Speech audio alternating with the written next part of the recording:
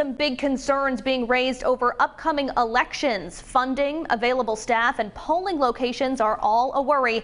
And many local leaders say the clock is now ticking on some key decisions. Target 12 investigator Walt Buteau has the details.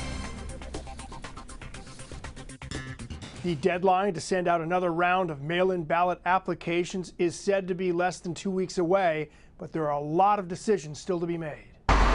Cranston processed 12,000 mail-in ballots during the presidential primary, and with a mayoral primary on the upcoming ballot, the city expects up to 3 times that total in September. Record numbers that we haven't seen. Director of Elections Lima said in a tweet, without significant changes, disaster looms. We really need decisions now in the next few days, in the next couple of weeks, so that at the local level we can be prepared for whatever's coming for us. Lima is on the task force that met remotely last week to discuss what needs to be done before the September primary and November general election. Election officials say they need more funding and guidance for what's expected to be another avalanche of mail-in ballots. We do need to have some procedures in place, whether it's some form of early voting. We've lost, some polling locations for September and November, and just having the staff to be able to sustain the amount of mail ballots that we'll be receiving.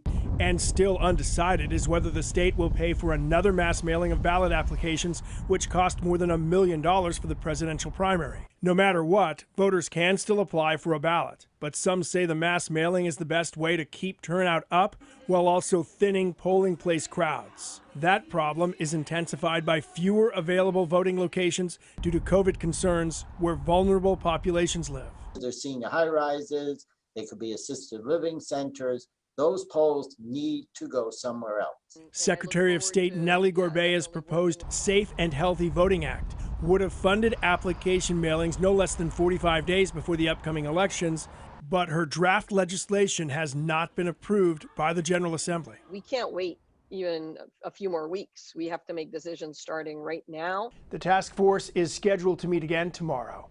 With the Target 12 investigators, Walt Buteau, Eyewitness News.